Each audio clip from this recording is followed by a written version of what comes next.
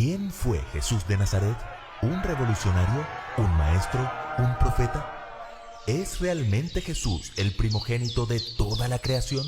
Abramos la Biblia y sigamos juntos las huellas de la verdad, hasta que podamos decir, ¡Eureka! ¡Lo he descubierto! Y conoceréis la verdad, y la verdad os hará libres. ¡Eureka! Lo he descubierto, la serie que te hará verdaderamente libre.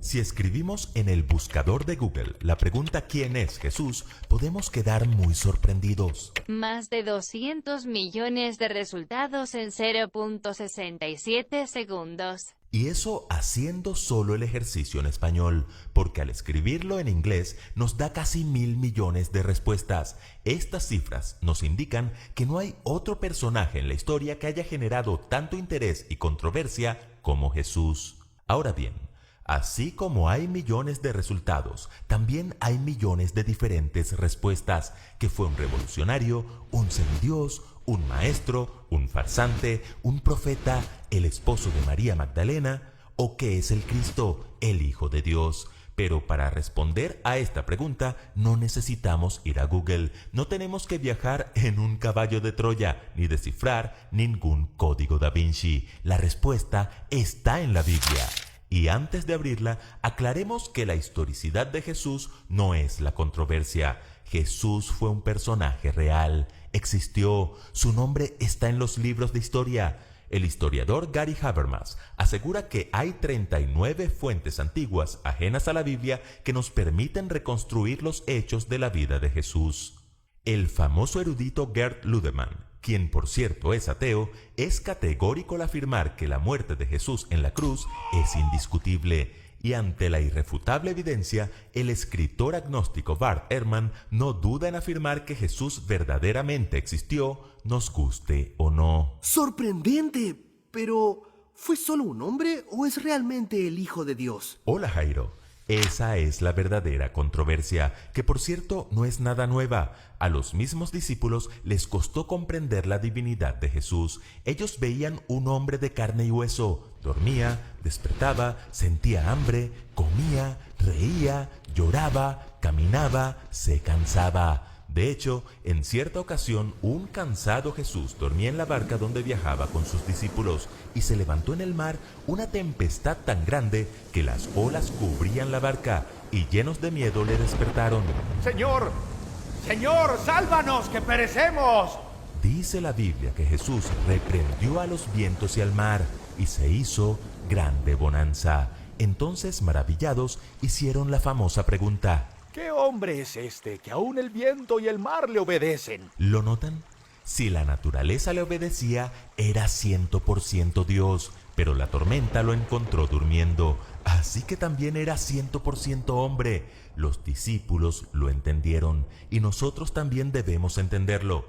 El apóstol Juan, quien estuvo en el barco aquella noche, escribió que en el principio era el Verbo, y el Verbo era con Dios, y el Verbo era Dios.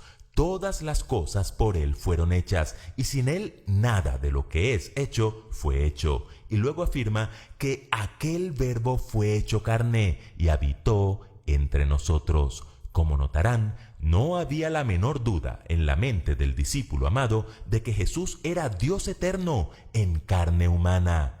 Pablo, buscando despejar todo vestigio de incredulidad, afirmó que en Jesús habita corporalmente toda la plenitud de la deidad. Y por si fuera poco, el mismo Jesús dio evidencias de su divinidad con su autoridad, sus milagros, al perdonar pecados, al leer el corazón de los hombres y al declarar, por ejemplo, que Abraham se había gozado al ver su día. Y cuando los fariseos le preguntaron cómo pudo verle Abraham, quien ya tenía siglos de muerto, Jesús dijo: Antes que Abraham fuese, yo soy. Hay suficiente evidencia bíblica para afirmar que el carpintero de Galilea fue verdaderamente hombre y verdaderamente Dios. Está bien, pero Colosenses 1:15 dice que Jesús es el primogénito de toda creación. ¿Eso no lo hace un ser creado? Buena pregunta, Jairo.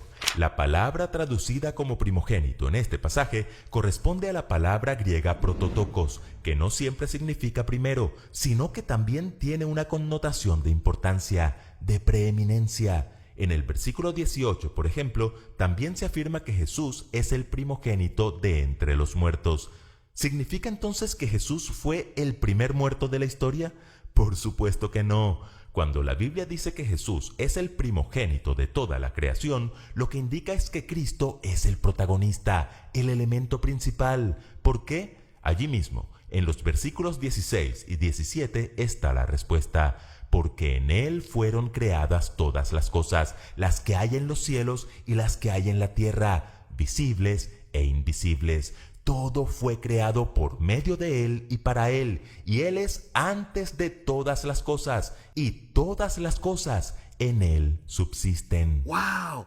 Entonces Jesús es el creador. ¿Y para qué vino a este mundo? Para resolver el mayor problema de la humanidad. El pecado trajo una sentencia de muerte sobre el hombre. Jesús fue enviado por el Padre y ungido del Espíritu Santo con el propósito de buscar y salvar lo que se había perdido. Porque de tal manera amó Dios al mundo, que ha dado a su Hijo unigénito, para que todo aquel que en Él crea no se pierda más, tenga vida eterna. ¡Eureka! ¡Lo he descubierto! Querido amigo, un día Jesús les preguntó a sus discípulos, ¿qué dice la gente acerca de mí? Y ellos le contestaron lo que la gente decía, pero luego les preguntó, ¿y ustedes quién dicen que soy yo? Y esa es la pregunta que importa. Para responderla no basta con conocer acerca de Jesús, es necesario conocer a Jesús.